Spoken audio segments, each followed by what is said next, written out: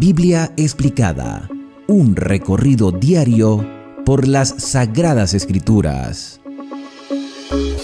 Hoy vamos a continuar nuestro recorrido explicativo por el texto bíblico y en esta oportunidad hemos llegado al capítulo número 37 de el profeta Ezequiel, dentro de la última sección del libro, donde se refuerza la esperanza del pueblo de Dios, un pueblo de Dios que está en el exilio, un pueblo de Israel que ha sido llevado a Babilonia, y hay un mensaje de restauración, hay un mensaje que les hace recordar las promesas de Dios, las promesas que Dios le dio a Abraham, que le dio a David, y que el profeta Jeremías le dijo a todo el pueblo de Jerusalén que después de la deportación ellos regresarían a la tierra de Jerusalén después de 70 años en el exilio. En el contexto en que estos capítulos se presentan, ya la ciudad de Jerusalén había sido destruida en el año 586 antes de Cristo. Y hoy nos corresponde una visión en particular, la conocida visión del Valle de los Huesos Secos. Así que abrimos nuestras Biblias, les invito a abrir sus Biblias en el capítulo 37, y el versículo 1 comienza diciendo: la mano de Jehová vino sobre mí. O sea, esto es una visión. Esto es una visión de Dios. Y me llevó en el espíritu de Jehová, y me puso en medio de un valle que estaba lleno de huesos. Los valles eran los lugares donde se libraban las batallas. Evidentemente, en una guerra hay personas que mueren. En algunas ocasiones los cuerpos quedaban allí en el campo para ser recogidos, para ser llevados a fosas comunes. No eran regresados a sus familiares, porque en muchas ocasiones pues ni siquiera se reconocían los cadáveres. Pero lo que nosotros estamos viendo en este capítulo 37 es una visión de un valle que no tiene cuerpos recientes que hayan muerto en batalla, sino huesos. Lo que quedan son los huesos, cuerpos que llegaron a estar en descomposición. Vuelvo y repito, esto es una visión, una ilustración de una realidad. Dios quiere enseñarle una realidad, o quiere hacerles ver al pueblo de Israel la condición en la cual se encuentran y a donde pueden llegar con la ayuda de Dios. El versículo número 2 dice: y me hizo pasar cerca de ellos por todo en derredor. Y aquí eran muchísimos, muchos, no sabemos la exactitud, pero dice muchísimos sobre la faz del campo, y por cierto, secos en gran manera, dando a entender que tenían bastante tiempo allí tirados. Secos en gran manera. Meses, años. Este valle de huesos extremadamente secos representaba a la nación de Israel, su condición actual. Estaban secos, muertos desde hace mucho tiempo. Israel había sido casi destruida por el pecado. Su muerte espiritual la había hecho sucumbir ante hábitos y actitudes pecaminosas. Esto a su vez la llevó a una debilidad política y a su destrucción final como nación independiente.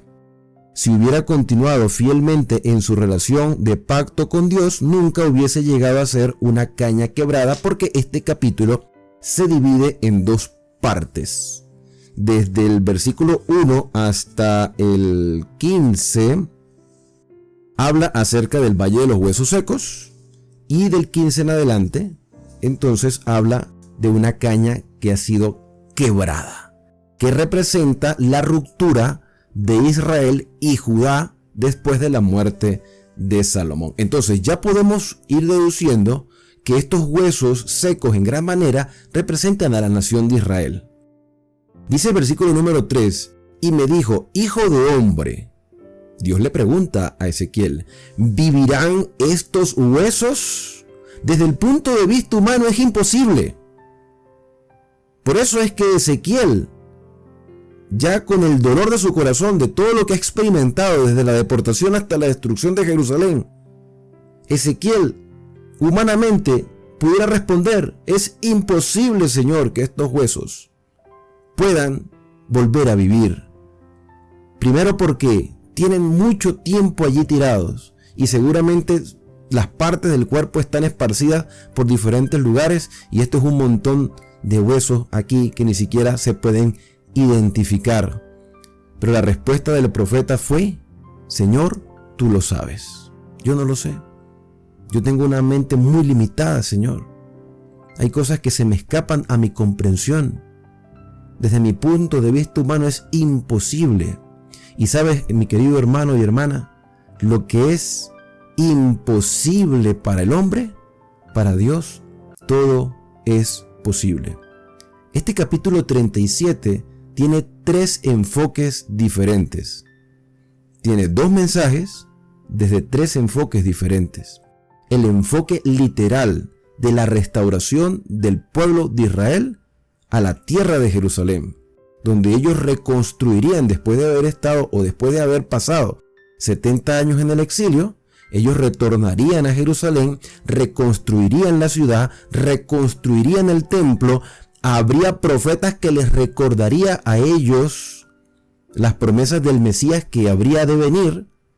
Y eso lo podemos confirmar con el estudio de Esdras y Nehemías, que ya hicimos ese estudio en este canal.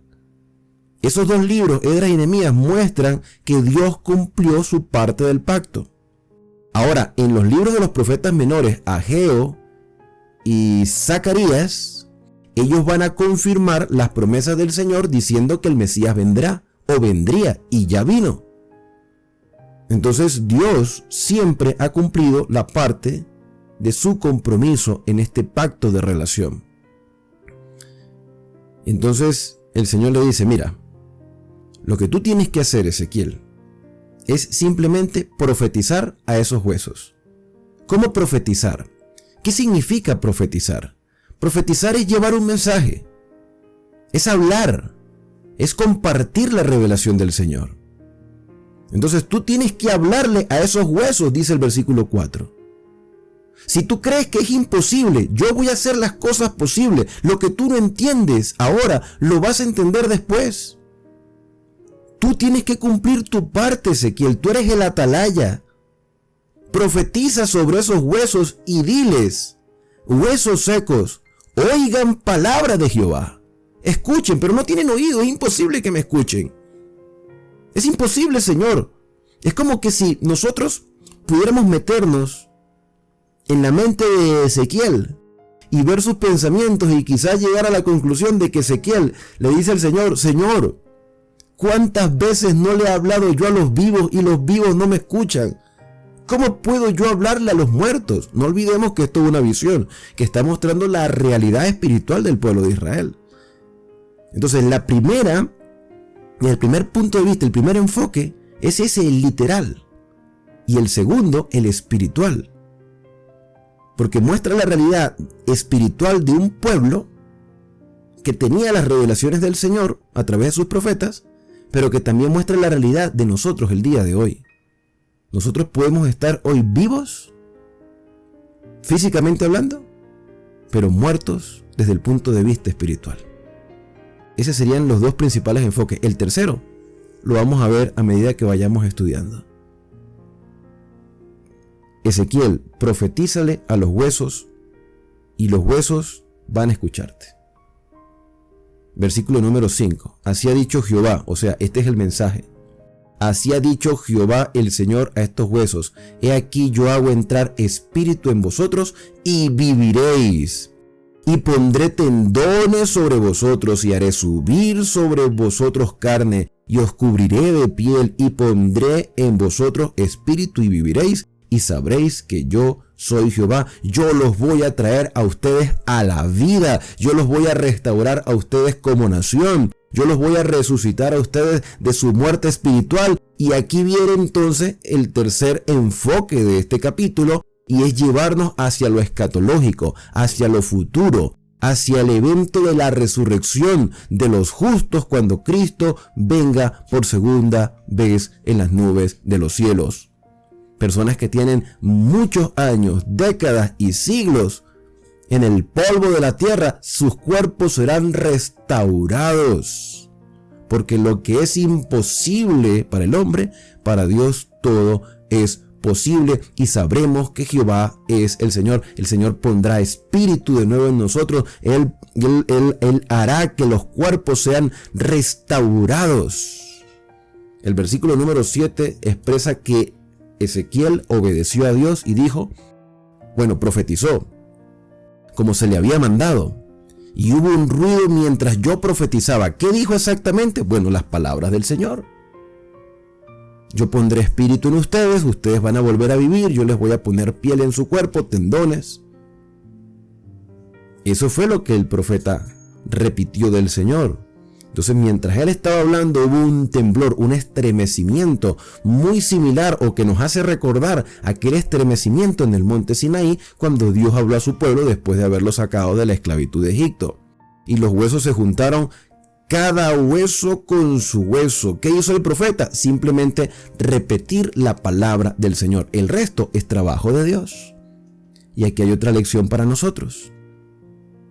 Tenemos que compartir lo que Dios nos ha revelado, y la transformación de una vida, eso es trabajo del Espíritu Santo, no es nuestro trabajo. Y miré, y aquí tendones sobre ellos, y la carne subió, y la piel cubrió por encima de ellos, pero no había espíritu en ellos todavía, a pesar de que habían sido reestructurados físicamente, todavía eran cadáveres sin aliento de vida. Su cuerpo se renovó. Como sería renovado, en ese contexto histórico, sería renovado la ciudad de Jerusalén. Y la ciudad de Jerusalén fue restaurada, y el templo fue restaurado. Pero eso es material. Eso es material. Es como cuando uno pierde cosas materiales y las recupera. Material. Y las puedes volver a perder en cualquier momento. Pero las cosas materiales, sin la compañía del Espíritu Santo, no deberían tener ningún valor en nuestra vida. Es el Espíritu Santo el que le da sentido a nuestra vida, y las cosas materiales son medios para alcanzar un fin, no son un fin en sí mismo. Así que Israel podía reconstruir la ciudad, podían volver a la gloria política y social de las naciones. Pero si no tenían el Espíritu Santo, volverían a revolcarse en el pecado, volverían a la idolatría, volverían a pisotear los mandamientos de Dios, volverían a vivir a su manera. Entonces, esta primera parte de la reestructuración física quiere decir, lo material se recupera. Pero sin el Espíritu no es nada. Versículo 9, me dijo, profetiza ahora al Espíritu. Fíjate que el primer mensaje dentro de este capítulo es, profetiza los huesos secos en gran manera. Listo, ya están restaurados, pero necesitan el aliento de vida, necesitan el Espíritu Santo. Me dijo, profetiza al Espíritu, hijo de hombre, y di al Espíritu, así ha dicho Jehová el Señor. Espíritu, ven de los cuatro vientos, y sopla sobre estos muertos, y vivirán, como queriendo decir, el Espíritu Santo está en todo el universo. El Espíritu Santo nada lo limita, puede venir de cualquier rincón. El Espíritu Santo está en todas partes, pero somos nosotros los que lo rechazamos. Entonces el profeta le está diciendo al Espíritu, ven y entra en ellos. Esto se llama intercesión. Nosotros podemos hablarle a las personas. Nosotros podemos exhortar, orientar, capacitar, pero el único que le da vida a alguien es el Espíritu del Señor, no nosotros. Hoy en día puede haber muy buenos oradores, pero la labor de la transformación del corazón es del Espíritu Santo. Entonces profeticé como me había mandado, y entró espíritu en ellos, y vivieron, y estuvieron sobre sus pies, un ejército grande en extremo. ¿Sabes que cuando yo leo este versículo recuerdo lo que sucedió después de la ascensión de Cristo a la patria celestial? Cuando los apóstoles se les dio la orden de salir a predicar, de bautizar, de enseñar, de hacer discípulos. El Señor Jesús le dijo en el primer capítulo de Hechos, le dijo, no salgan sin antes recibir el Espíritu Santo, y entonces allí ustedes me van a ser testigos en Jerusalén, en Samaria y hasta lo último de la tierra. Nuestro trabajo como siervo de Dios es prepararnos y compartir el mensaje, dejar que el Espíritu Santo tome control de nuestra vida. Y el resto lo hace Él. Pedro, con un solo sermón, en esa fiesta judía del Pentecostés, cuando todos estaban reunidos para celebrar y dar gracias a Dios por las cosechas o por las primicias, el Espíritu Santo se derramó sobre 120 personas que estaban unánimes juntos, y con un solo sermón se bautizaron 3,000 personas. ¿Quién hizo el trabajo? El Espíritu Santo. Entonces Dios tiene un ejército grande en extremo. A lo largo de toda la historia ha habido fieles que han preferido morir antes que negar su fe, y aunque hoy están en las tumbas, en el reino de los cielos están registrados como salvos, están descansando, pero ya han ganado la salvación por los méritos de Cristo, la han aceptado y descansaron con la promesa de la resurrección. En cambio, hoy hay personas que están vivas físicamente, pero su espíritu está muerto desde hace mucho tiempo, necesita ser revitalizado. Por eso es que Apocalipsis, en el capítulo 14, verso 13, el profeta Juan, él dice: bienaventurados los que de aquí en adelante mueren en el Señor. Ellos descansan de sus trabajos, pero sus obras con ellos siguen. Han dejado un legado para la siguiente generación. El versículo número 11 dice: me dijo luego, hijo de hombre, todos estos huesos son la casa de Israel. Aquí está la interpretación que ya dijimos al principio. Estos huesos son la casa de Israel. Y aquí ellos dicen: nuestros huesos se secaron.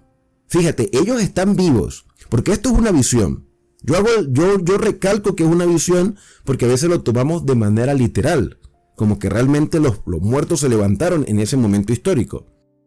Pero el versículo 11 nos da a entender que los mismos israelitas en el exilio estaban tan desanimados, estaban tan tristes por la destrucción de Jerusalén, que ellos prácticamente habían perdido la esperanza. Ellos tenían la esperanza de regresar pronto a Jerusalén, porque había profetas que decían: eso es mentira de los 70 años. Lo que dice Jeremías, eso es mentira. Nosotros vamos a volver antes porque Dios está con nosotros. Y en repetidas ocasiones, tanto Jeremías como Ezequiel les decía: no crean en los falsos profetas, que lo que hacen es darle una alegría momentánea. Dios está dando la verdadera revelación, y Dios sabe que ustedes en sus corazones se sienten como huesos secos. Ustedes se sienten como muertos en vida. Ustedes han perdido la esperanza, porque el mismo versículo 11 así lo dice: pereció nuestra esperanza. Ahora, ¿cómo vamos a volver a Jerusalén si todo está en ruinas? ¿Cómo vamos a ir a adorar a Dios al templo si el templo ya no existe? Se nos robaron todo, nos robaron el arca, nos robaron el candelabro, nos robaron la fuente de bronce, nos quitaron todo, no tenemos nada. Humanamente, ya no hay solución para nosotros. Ese era el pensamiento que ellos tenían. Y saben, no es muy diferente al pensamiento de muchas personas hoy que pierden la fe. En medio de la adversidad de las circunstancias dice: todo está perdido. Cuando una persona decide quitarse la vida es porque piensa que todo está perdido, que ya no hay solución. Cuando un joven cae en el vicio de las drogas, o cualquier persona cae en cualquier vicio, siente que su vida no es nada si no tiene ese placer momentáneo. Cuando perdemos un familiar en el sentido de que descansa en el sepulcro, pensamos que ya la razón de existencia se acabó para nosotros porque perdimos un familiar. O incluso le recriminamos a Dios por las adversidades de la vida. Y es posible que había personas que le recriminaran a Dios: Señor, tú prometiste que no faltaría rey de la descendencia de David que se sentara en el trono hasta que viniera el Mesías. Señor, tú prometiste que estarías con nosotros todos los días y el templo nos mostraba tu presencia. Pero es que Dios no fue el que falló en el pacto. Hemos sido los seres humanos. Entonces ellos perdieron la esperanza porque no conocían al Señor. Quizás por eso la repetición de "me conoceréis" es tan reiterativa en todo el libro de Ezequiel. Los israelitas decían: somos del todo destruidos. Por tanto, profetiza, dice el Señor. Por tanto, profetiza. Mira lo que ellos sienten. Ellos sienten que ya ya perdieron todo, que ya no hay esperanza. Profetiza y diles, así ha dicho Jehová el Señor, he aquí yo abro vuestros sepulcros. Ahora me llama la atención de que al principio el profeta Ezequiel, él ve los cuerpos en un valle, como en una batalla, como que salieron derrotados en la batalla. Y ciertamente los israelitas perdieron muchas batallas espirituales. Pero aquí Ezequiel ahora no los ve, no ve en la visión o dentro de la enseñanza. Ya no hace referencia al valle, sino que hace referencia a la sepultura, al sepulcro. Ustedes sienten que están muertos y ciertamente lo están, desde lo espiritual. Ustedes están muertos porque han dejado de confiar en el Señor. Entonces, he aquí yo abro vuestros sepulcros. Esto también es una referencia que nos ayudará a entender la resurrección de Lázaro, el hermano de Marta y María, no el de la parábola del rico y Lázaro.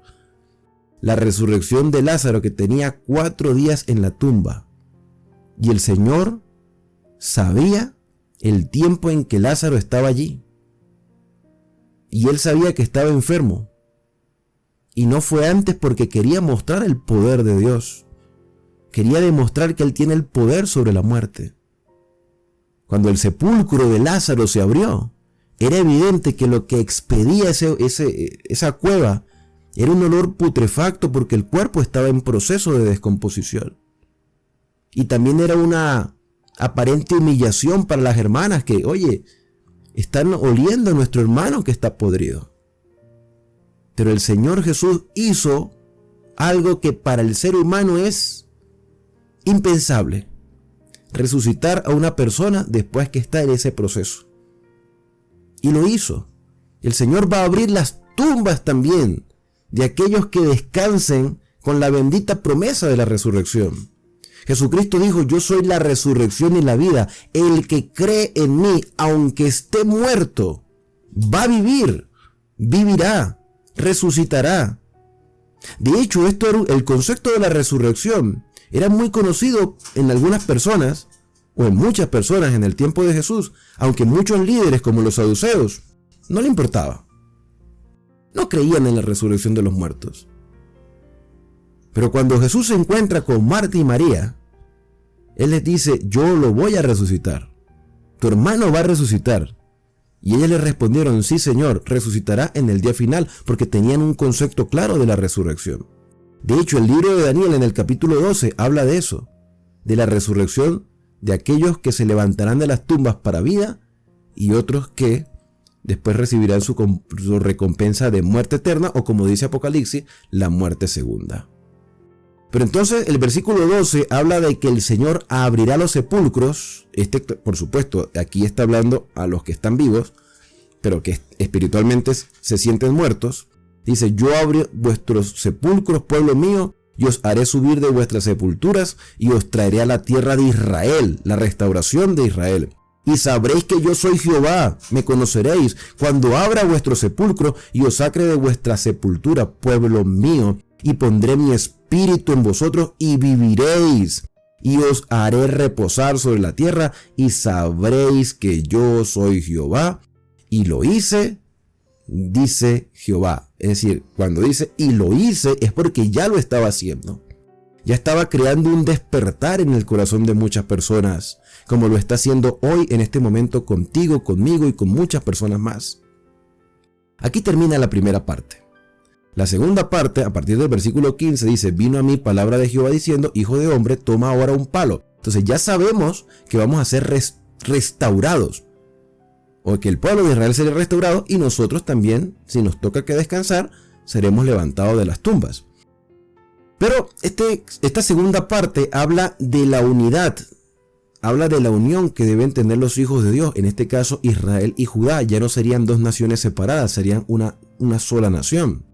Hijo de hombre, toma ahora un palo y escribe en él para Judá y para los hijos de Israel. Judá e Israel, dos naciones que en algún momento llegaron a ser una, y por problemas políticos y evidentemente también espirituales se fragmentaron. Y eso ya lo estudiamos en los libros de Reyes, Crónicas, Samuel. Toma pues otro palo y escribe en él para José y palo de Efraín.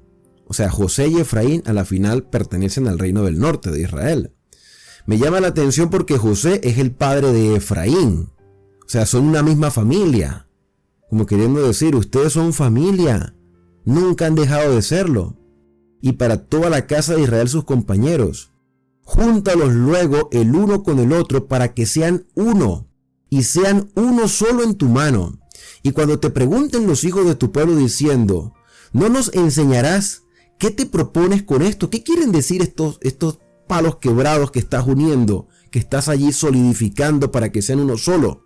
Diles, así ha dicho Jehová el Señor, y aquí yo tomo el palo de José, que está en la mano de Efraín, y a las tribus de Israel sus compañeros, y los pondré con el palo de Judá, y los haré un solo palo, y serán uno en mi mano. Quizás por eso, con esta misma referencia, el apóstol Pablo al escribir sus cartas decía, seamos todos de un mismo sentir, tengamos todos una misma fe, una misma esperanza, como Dios es uno solo, que seamos uno. Y también no podemos olvidar la oración del Señor Jesús, cuando Él dice, Señor, que ellos sean uno, como tú y yo somos uno. Unidad no quiere decir que estamos pegados. Unidad quiere decir que tenemos el mismo sentir, el mismo pensamiento, el mismo propósito, la misma esperanza, las mismas convicciones. Y hoy necesitamos ser uno en Cristo Jesús, tú y yo. Tenemos que dejar a un lado las diferencias, no porque vamos a vender nuestros principios, sino lo que tenemos que hacer es, unidos, buscar la verdad presente en el Señor, y si estamos equivocados, reconocer que nos hemos equivocado, pero andar por el sendero de la verdad y no defender una posición denominacional, sino defender la verdad tal cual como el Señor la reveló para nosotros. Todo tiene un porqué, porque alguno piensa de esta manera, porque otro piensa de otra manera. Y quizás si unimos esas verdades podremos llegar a la verdad presente, que a la final es un mismo mensaje, solo que a veces lo vemos desde punto de vista y nos hacen entender cosas, o nos han hecho entender cosas que aparentemente son contradictorias con otras enseñanzas. Pero no debe ser así. Nosotros necesitamos solidificarnos, estar unidos, porque a la final todos vamos a vivir juntos en el reino de los cielos, como una familia. Nunca hemos dejado de ser una familia.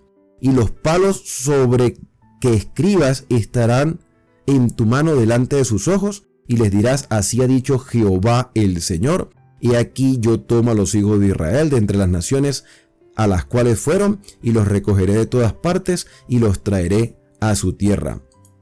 Y los haré una nación en la tierra, en los montes de Israel, y un rey será a todos ellos por rey, un solo rey. Por supuesto que, aunque aquí nosotros tenemos letras en castellano, y se habla del rey de manera minúscula como un rey humano, que de hecho hubo gobernantes, a pesar de que después de la caída de Babilonia los persas tomaron posesión de los territorios, siempre hubo gobernantes, líderes que tenían el control del pueblo, como Zorobabel, por ejemplo, que era uno de ellos. Pero todo apuntaba hacia el Mesías, tener un solo rey, un solo señor. Y nunca más serán dos naciones, nunca más estarán divididas, y nunca más serían divididos en dos reinos, como hoy los cristianos tampoco deberíamos estar en ese asunto divisionario, no deberíamos estar allí. Tú sabes que la mayoría de las denominaciones cristianas salen en ciertas ocasiones por discusiones, porque quizás haya puntos de vista diferentes, y en lugar de llegar a un consenso y de ser humildes para dejarnos corregir, entonces entramos en discusión. Y casi todas las iglesias en el mundo tienen movimientos separatistas, movimientos que hacen uno por aquí, otro por allá, o un pastor abre por aquí, abre por allá porque se salió esta iglesia, porque tenía diferencias con este otro. Y eso no debería estar ocurriendo, pero ocurre. Como han ocurrido otras cosas que ya hemos mencionado en capítulos anteriores. Ni me contaminarán más ya con sus ídolos, o sea, ya no, tendrá una reforma completa, ya no tendrán que estar adorando imágenes, con sus abominaciones y con todas sus rebeliones, y los salvaré de todas sus rebeliones con las cuales pecaron, y los limpiaré, y me serán por pueblo, si nos dejamos limpiar por supuesto, y yo a ellos seré por Dios, seré su Dios. Y mi siervo David, fíjate que David, por supuesto que David estaba muerto, nosotros tenemos la seguridad de que David va a resucitar cuando Cristo venga, pero cuando se menciona a David es evidente que está hablando del Mesías. Y mi siervo David será rey sobre ellos, y todos ellos tendrán un solo pastor, que también es el Mesías, y estarán en mis preceptos, aquellos que el Señor escribió con su propio dedo en tablas de piedra, y mis estatutos guardarán. ¿Te das cuenta que, el Señor hace énfasis a que todos debemos tener este mismo sentir? Tenemos que tener la misma convicción de que el Señor es nuestro pastor, tener la convicción de que el Señor nos ha dado una norma de vida, y el versículo 24 termina diciendo, las pondrán por obra. Las pondrán por obra, ¿qué? Los preceptos y los estatutos que el Señor nos ha enviado a guardar. Tanto para Israel del tiempo antiguo como el Israel espiritual del tiempo del fin, que somos nosotros. Versículo 25, habitarán en la tierra que di a mi siervo Jacob. Por supuesto que está hablando de Canaán. Pero Dios le había dicho a Abraham que a través de su simiente serían benditas todas las familias de la tierra. O sea, toda la tierra sería beneficiada con las promesas del Señor, en el cual habitaron vuestros padres, en ellas habitarán ellos, sus hijos y los hijos de sus hijos para siempre, y mi siervo David será príncipe de ellos para siempre. Y para siempre, por supuesto, lo único que es eterno es Cristo. Entonces aquí se confirma que cuando habla de mi siervo David, está hablando del Mesías. Y haré con ellos pacto de paz, pacto perpetuo, un pacto que no cambia, será con ellos, y los estableceré y los multiplicaré, y pondré mi santuario entre ellos para siempre. Pero como ya no existe templo aquí en la tierra, aunque en este mensaje ellos sabían que iban a reconstruir el templo por donde caminó Jesús, que los profetas menores hicieron referencia a Jesús llamándolo el deseado de todas las naciones, Jesús mismo dijo que aquí no quedaría piedra sobre piedra que no sea derribada. Y luego vemos en la carta a los Hebreos que hay un santuario en el cielo, que es el verdadero tabernáculo que levantó el Señor y no el hombre. Y Apocalipsis nos dice que la nueva Jerusalén descenderá del cielo. Entonces, esa nueva Jerusalén, el santuario de Dios, se posará en esta tierra por toda la eternidad, pero eso lo vamos a estudiar cuando lleguemos a Apocalipsis. Versículo 27, estará en medio de ellos mi tabernáculo, haciendo referencia a esa imagen apocalíptica, o Apocalipsis, pues con la revelación se puede entender que está haciendo alusión a este mensaje también. Estaré en medio de ellos mi tabernáculo y seré a ellos por Dios, y ellos me serán por pueblo. Ya nunca más se rebelarán contra el Señor. Y este capítulo termina con el verso 28, que dice de la siguiente manera: y sabrán las naciones sabrán que yo Jehová santifico a Israel. Le permite Dios pasar a su pueblo por este proceso. La santificación es un proceso, no es algo que ocurre de la noche a la mañana.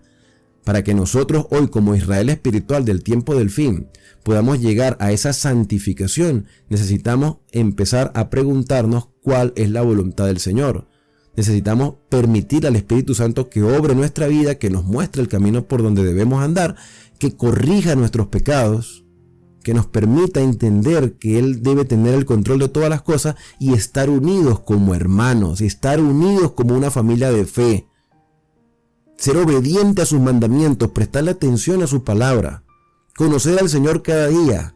Entonces, a los ojos de todo el universo, de todas las naciones del mundo, el Señor se revelará por la santificación que ha hecho en nuestra vida, estando mi santuario en medio de ellos para siempre. No está hablando del templo de Jerusalén, que hasta el día de hoy ya no existe.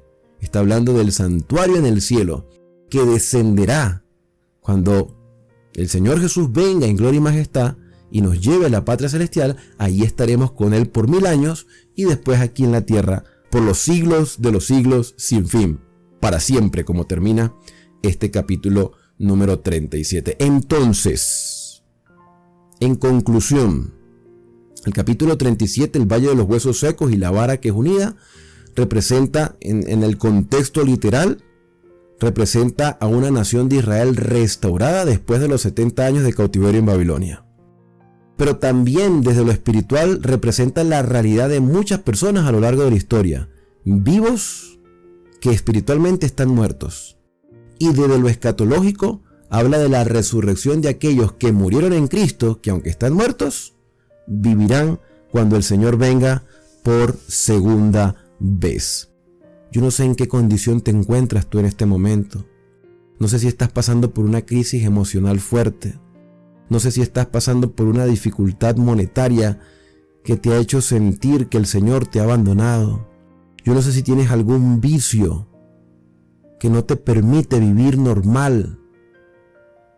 Pero hoy el Señor tiene una solución para ti. Si tú sientes que tu vida no tiene sentido, si sientes que tus huesos internamente se están secando desde lo espiritual, permítele al Espíritu Santo entrar en tu vida. Él te convencerá de pecado. Él te convence de justicia. Él te convence de juicio. Él te puede resucitar y restaurar el día de hoy. Porque si lo hizo con Israel, lo hará con nosotros. Solo que Israel, lamentablemente, se volvió a desviar del camino. Pero hoy nosotros podemos aprender la lección de confianza plena en el Señor, y Él estará con nosotros todos los días hasta el fin del mundo. Para ti y para mí aún hay esperanza.